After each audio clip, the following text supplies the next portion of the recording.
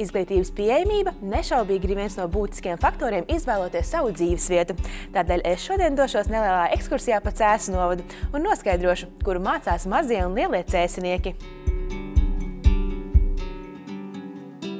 Izglītība ir vislielākā saimniecība, kas novadā ir, gan skatoties pēc finansējuma, gan iestāžu, institūciju un nodarbināto skaita.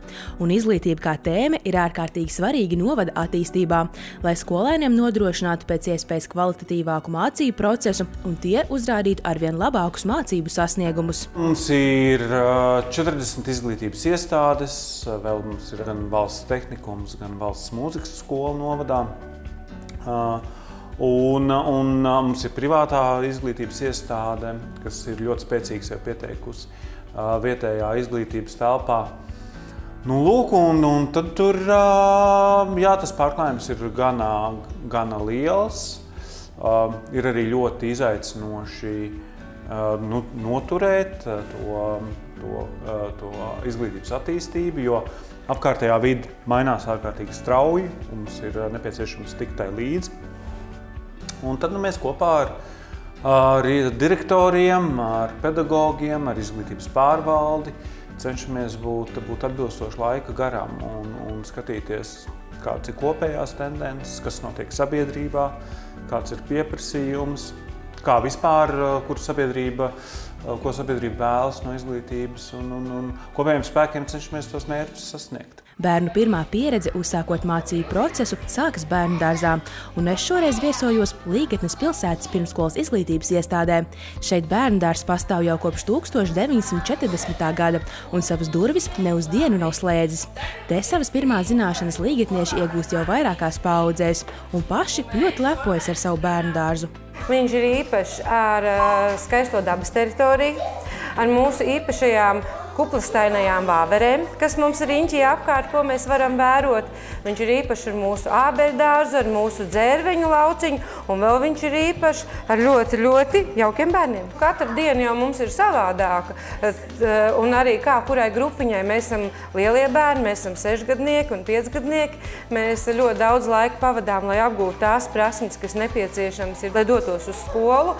Bet, protams, kad ikdienā iešana ārā mums ir daudz un arī nodarbības mums samērā daudz labos laika apstākļos notiek ārā. Vēl īpaši ir, mēs daudz dodamies arī pastaigās ārpus iestādes teritorijas. Un, piemēram, šajā mācību gadā mēs esam vienojušies par to, ka katru mēnesi katra grupiņa dodas pārgājienā. Un katru mēnesi ir pārgājienam kāds uzdevums. Septembrī mēs visi devāmies pārgājienos, un mūsu uzdevums bija uzzināt, kas mums ir šeit tuvākajā apkārtnē.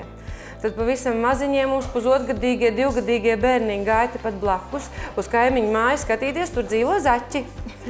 Tad vidējā grupiņa devās apskatīt ar šeit tuvākās Līgatnes vietas, kā pavāru māju, biblioteku, kultūras namu. Un mēs lielie arī devāmies tādā kārtīgā pārgājienā, lai izzinātu tuvākos objektus. Savukārt, arī pati ēka, kurā bērndārs atrodas, ir ievērības cienīga. Tā ir valsts nozīmes arhitektūras piemineklis. Ēka ir izcils jugendstila paraugs ar tā sauktā vasarnīcu vai Šveices arhitektūras stila iezīmēm, un sajūta tajā ir tik tiešām ļoti mājīga. Darbs ir varbūt mazliet savādāks kā citos bērndārzos, jo šī ir viena no lielākajām telpām bērndārzā. Tur, kur mums ir 3-4-gadīgie bērni, tur ir pavisam maz šīs te istabiņas, kur tā ir darbs jānorganizē, un visiem bērniem jābūt ir drošībā, un visiem bērniem ir jābūt nodarbinātiem. Tas prasa audzinātājām tādu mazliet savādāku domāšanu, mazliet savādāku darbu, un, ja ir strādāts lielās telpās, tad tas prasa tādu pierašanu pie tā, kad... Te jūs visi esat ciešā kopā. Jā, kad esam ciešā kopā, bet atkal, no otras puses, es nezinu, kā lai pasaka, tā vide, viņa ir... Es tā domāju, ka šeit ir mājīgāka tā vide, kad viņi tomēr rada tādu lielāku mājas sajūtu, un arī tas, ka mēs runājam, ka mēs lepojamies par saviem telpu rotājumiem, ja, tas jau rada mums ar tādu piederības sajūtu, tādu lepnumu par šo vietu.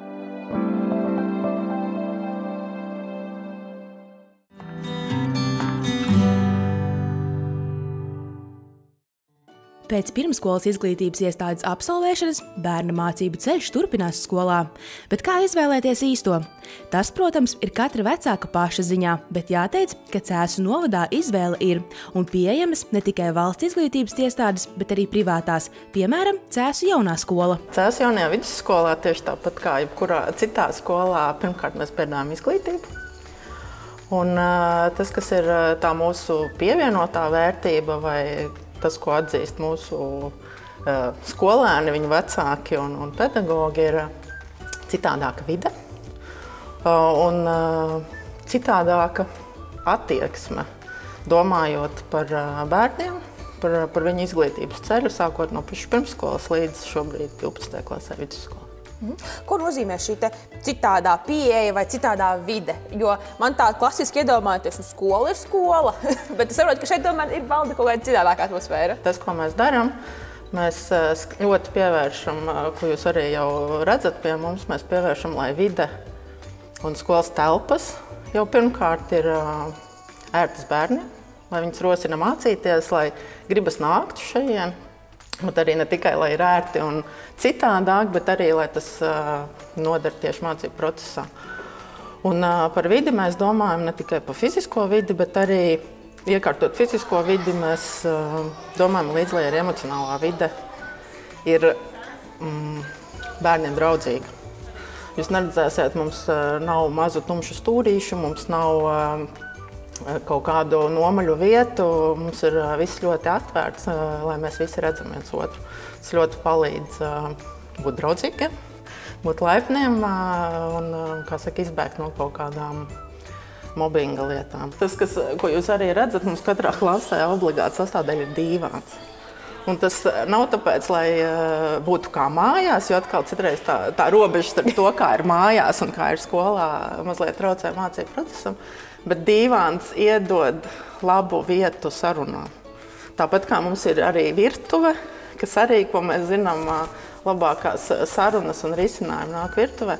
Mums ir virtuve, ko lieto visi, sākot no skolēniem, skolotājiem, vecākiem, individuālām sarunām un jebkām. Un kaut kādas tās atpazīstamās lietas no mājām savā ziņā iedod kaut kādu drošību.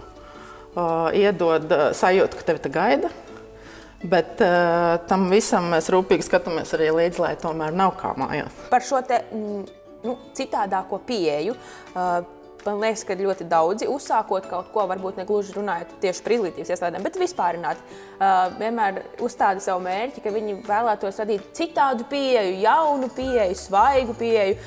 Bet praktiski to ir ļoti grūti izdarīt. Kas ir tas jūsu veids? Viens ir tā vide, kā jūs to darat, bet arī pasniedzējiem, pedagogiem ir jābūt ar šo citādo domāšanu. Cik viegli tādu šobrīd ir piesaistīt šai vietai? Mums īstenībā šobrīd ir 11. mācību gads, un mēs jūtam, ka arī dažas mūsu lietas jau vairs nav ne jaunas, ne svaigas, un sāk jau ieņemt tādu rutīnu. Un tajā brīdī īstenībā mēs bieži atceramies, ka tā, kad mēs skolu dibinājām, mūsu uzstādījums nebija tur kaut kāds īpaši moderni vai īpaši vēl kaut kā, bet lai skola iet vienā ritmā ar dzīvi. Lai tas, kas notiek skolā, nav atrauc no tā, kas notiek dzīvē. Tā mūsu ideja kaut kādā mērā ļoti saskana ar to, ko šobrīd dara Skola 2030. Tas ir tas, ko mēs gribējām 2013. gadā, un tagad mēs lēnām tā kā visi uz to ejam, bet joprojām ļoti lēnām, un tāpēc es arī saku, šī skola būs tikmēr, kamēr mēs visi nestrādāsim pietiekami mūsdienīgi, pietiekami jauni, pietiekami sekojot līdz tam, kas notiek ārpus skolas. Un par šo pedagogu piesaisti? Un par pedagogu piesaisti pie mums skolotāji mainās ļoti bieži, bet tas ir tāds relatīvs jēdziens, jo pie mums skolotāji mainās tikpat bieži, kā jebkurā mūsdienīgā uzņēmumā šobrīd mainās darbinieki. Darba ilgums ir, 2, 3, 4, 5 gadi, tas jau ir ilgi. Tā kā priekš skolas mums, protams, gribās, lai tas brīnišķīgais skolotājs, kas ar manu bērnu sāk strādāt 1. klasē, lai viņš Ir arī 9. Bet visticamāk es varu apsolīt, ka tā nebūs. Bet varbūt, ka šajā gadījumā ir jāskatās nevis uz to, ka mēs gribam, lai viens un tas pats skolotājs māca manu skolēnu 9 gadus, bet es gribu, lai manu skolēnu māca skolēns, kuram interesē mans bērns, kuram interesē tas, kā viņš mācās, un ka viņš nevis ir pārstrādājies un varbūt kādā brīdī jau drusku nelaimīgs nāks to savu darbu vietu, bet ka viņš spēj tam bērnam dot pēc iespējas vairāk. Tieši tā, un tas ir jautājums, par kur es domāju brīvlaikam ejot. Ja mēs visi, kas nāk uz skolu pēc brīvlaika vai vienalga, kurā brīdī pēc brīvdienām, ja mēs varam sev pateikt, jā, es gribu šeit nākt, jā, es pieaugušais gribu šeit būt, tad tālāk jau mēs tiksim galā. Tur tas nav vairs jautājums. Jautājums, vai es gribu būt šeit. Nu, tātad šī ir tā skola, kurā gan skolēni grib būt, gan viņu vecāki grib, lai šie skolēni ir šeit, gan arī paši skolotāji patiesi jūt, ka viņi grib šeit būt un ka viņiem patīk savus darbus. Jā. Tā būtu laikam tā pievienotā vērtība tieši šai izglītības iestādē, ja mēs tā visu varam sasumēt.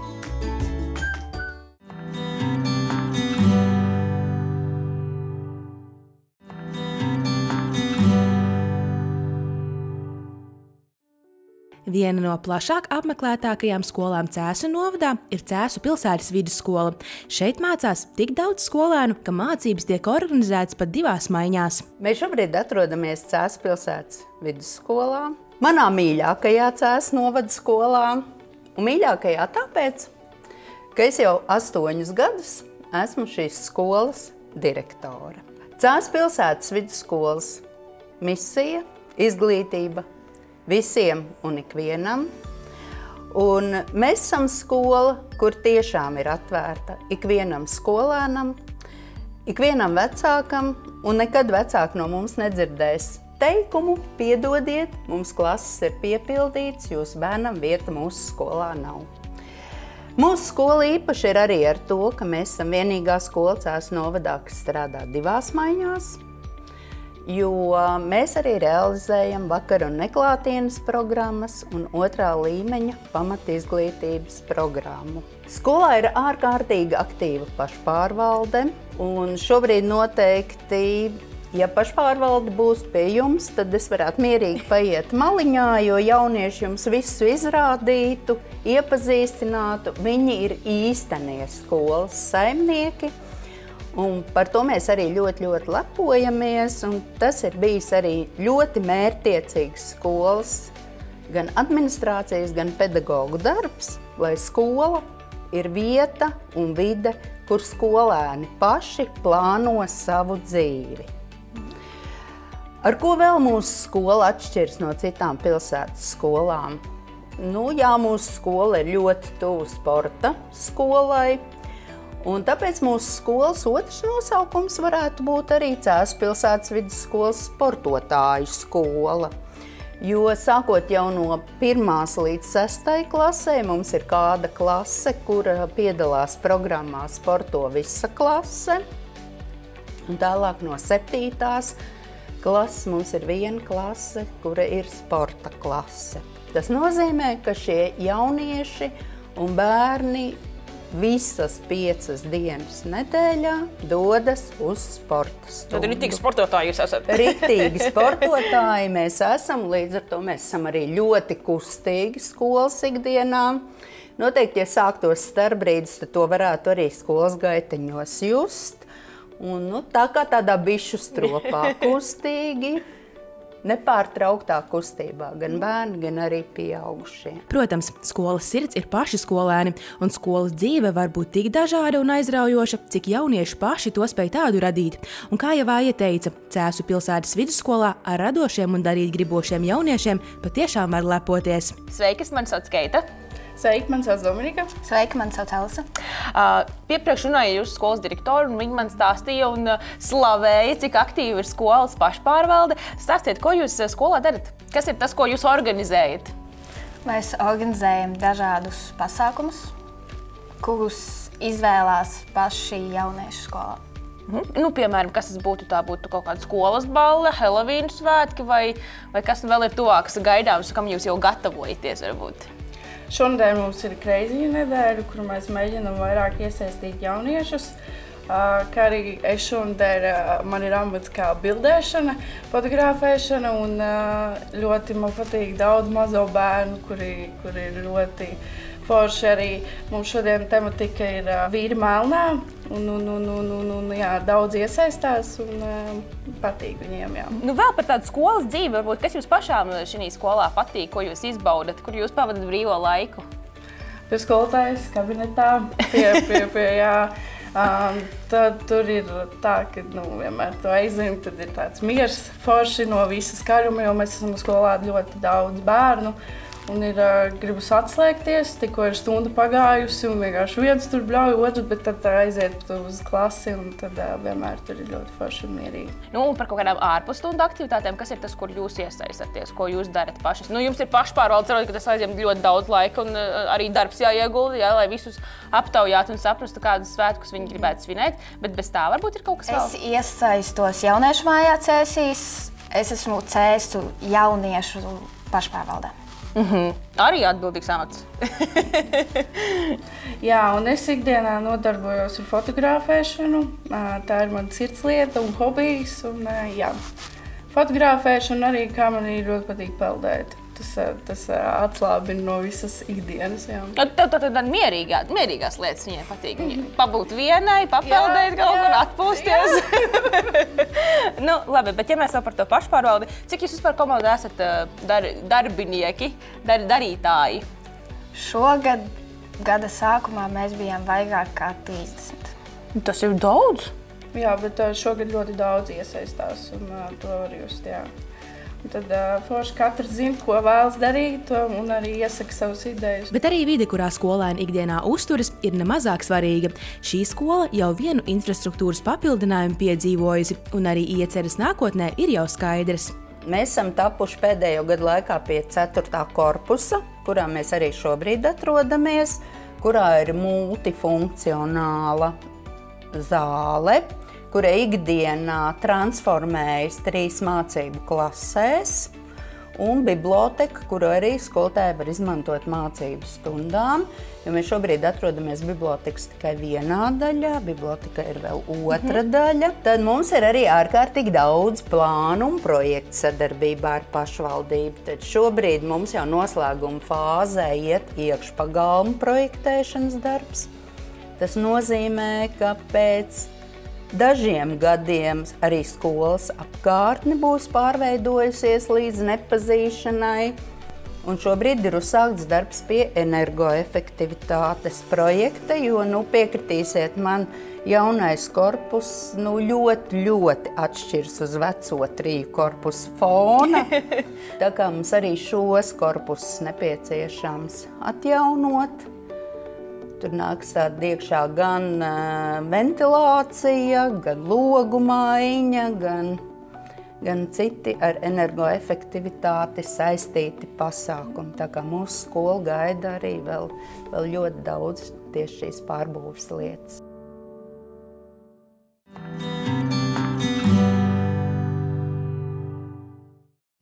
Savukārt tad, kad pamatskolas gaitas ir pabeigtas, cēsniekam par nākamās izglītības iestādes izvēli arī galva nav jālauza. Šeit novadā ir iespējas paralēli vidējās izglītības iegūšanai kļūt par profesionālu, kādā iespējams līdz šim izsapņotā profesijā. Šeit strādā jaunieši, kuri apgūst kvalifikāciju apģērbu dizainera asistents. Un šeit jūs varat arī redzēt viņu darbus. Tātad ļoti radošs darbs. Ļoti radoši. Un dažus darbus var redzēt arī šeit, jo viņiem visu laiku ir jāmodelē, jāmēģina realizēt savas idejas un strādāt ar audumu, ar visu pārējo, kas arī varētu būt. Tieši šajā telpā notiks pusfināls Skills Latvija 2024, kur piedalīsies mūsu jaunieši no mēbeļu galvniekiem un no visas Latvijas. Tātad šeit apgūst gan prasmes, gan arī piedalās uz tādos starptautiskos konkursos, jā? Jā. Jo, kā savādāk sevi popularizēt? Ne tikai Latvijā, bet arī ārpus Latvijas. Tas arī ļoti svarīgs moments. Un pēc galvenais, ka tā ir pieredze, milzīga pieredze, ko var būt jaunieši, kad viņi satiekas ar citu valstu pārstāvjiem savā kvalifikācijā. Tas ir ļoti svarīgi. Tāpēc arī mūsu jaunieši labprāt apmeklē un piedalās Erasmus+ projektos, kuri arī ar tādu mērķi, lai jaunieši varētu iepazīt savu izvēlēto profesiju, bet citā vietā, citā kultūrā, citā valstī. Šī ir darbnīca, kur mācās topošie produktu dizaineru asistenti. Tie ir tie cilvēki, kuriem ir jāprot strādāt ar dažādiem materiāliem. Dizaineram ir ideja. Asistents palīdz atrast pareizos materiālus, ar kuriem ir jāstrādā. Varbūt viņš ir svarīgāks nekā dizaineris. Kas to lai zina? Jo tas ir tāds komandas darbs. Nu ko, dosimies tālāk. Un priekšā mums ir vislielākā telpa šajā ēkā. Tātad tā ir mašīna telpa. Mūsu lepnums. Mašīnas ražojat? Nē, mašīnas mēs neražojam. Toties šeit top laikam skaistākie koka izstrādājumu darbiņi. Iepiņu detaļas.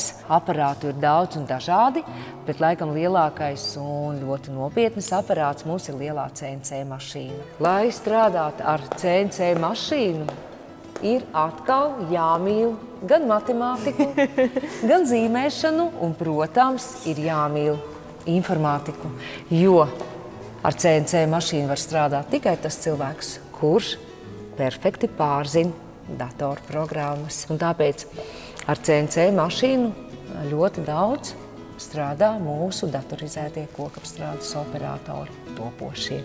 Nu, protams, arī mēbeļu galvnieki. Mēs esam mēbeļu galvnieku darbnīcā. Šeit jaunieši pirmo reizi, viens otrs pirmo reizi saskaras ar koku materiālu, ko ar viņu darīt, kā ar viņu pareizi rīkoties un kā no parastās koka plāksnes radīt mākslu. Pilnīgi pareizi. Ne tikai mākslu, bet arī īsto mēbeli. Un patiesībā šodien mēs paspējām iziet tāda neliela ekskursija tikai filiālē, kas ir Cēsīs, vai ne? Bet tehnikums atrodas arī Priekuļos. Protams, tehnikums ir ļoti liels. Liels gan ēku daudzuma ziņā, gan, protams, arī pēc teritorijas. Un ļoti liela daļa no tehnikuma atrodas Priekuļos, kur arī ir ļoti daudz dažādas darbnīcas, laboratorijas, kuras ir vērts apciemot. Un kopumā šogad tehnikumā mācās gandrīz 900 jaunieši, ļoti daudzās kvalifikācijās, ar kurām ir vērts iepazīties tad, kad notiek atvērto durvju dienas.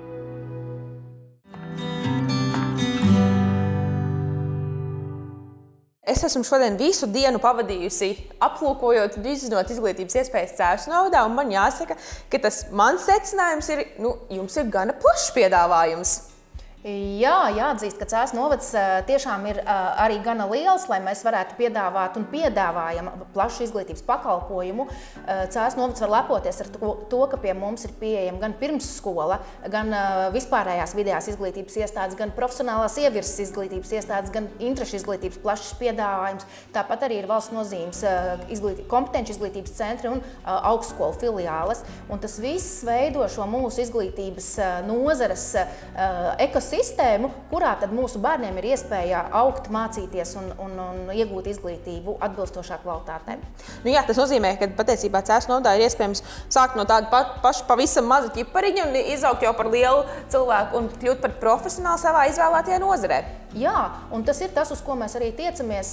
Ja bērns vai pusaudzis jaunietis, viņš šeit iziet pirmsskolu un iegūst vidējo izglītību, tad viņam ir arī šīs iespējas šeit pat palikt un mācīties, un ļoti daudz arī apvienot tās ar darba iespējām. Tas ir bijis tāds mērķtiecīgs darbs vairāku gadu garumā, vai jums ir vēl kaut kāds lielāks mērķis vai citādāks mērķis, kuru jūs kā izglītības pārvaldes vadītāji, pašvaldība vispār tiecaties? Mums ir ļoti svarīgi, lai mums būtu šis pilnais pakalpojums, ja pilnā izglītības pakete, ko mēs kā pašvaldība varētu piedāvāt. Un mēs ļoti raugamies uz to, lai pirmkārt izglītība būtu pieejama ikvienam bērnam, lai tā būtu konkurētspējīga, tas ir, mēs runājam par kvalitāti, un lai arī izglītība būtu iekļaujoša, jo šobrīd bērni ar īpašām vajadzībām vai bērni ar dažādām diagnozēm, lai arī viņiem šis pakalpojums būtu gan pēc infrastruktūras infrastruktūras pieejams, gan arī pēc satura, vai tās ir, piemēram, grāmatas, vai tās ir dažādas metodas. Mēs ļoti strādājam pie šīs atbalsta sistēmas, lai nodrošinātu bērniem šo izglītības pakalpojumu pieejamību, un arī strādājam ar izglītības iestādēm, ar atbalsta personālu, jo tas ir šis mūsu jaunais uzsāktais ceļš, un tas ir mūsuprāt ļoti svarīgi. Un mēs kā pašvaldība tiešām tiecamies uz to, lai rastu vislabākos risinājumus, piedāvājumus un šīs metodas, lai mēs varētu tiekties uz labāko, ko mēs varam dot. Jā, bet ceļš ir tikai uzsākts, bet mēs ceram, ka mēs arī kādreiz sasniegsim to gala rezultātu, un mūsu novads būs līderis šajā izglītības pieejamībā un tiešām šajā atbalsta pakalpojumu daudzveidībā. Tātad secinājums par izglītības pieejamību Cēsu novadā es šodien esmu izdarījusi. Iespēja mācīties šeit ir ikvienam, sākot no 2-gadnieka līdz kamēr vien ir vēlme mācīties. Un ņemot vērā, ka skolēnu skaits Cēsu novadā ik katru gadu palielinās, mācīties gribētāju šeit ir patiešām daudz.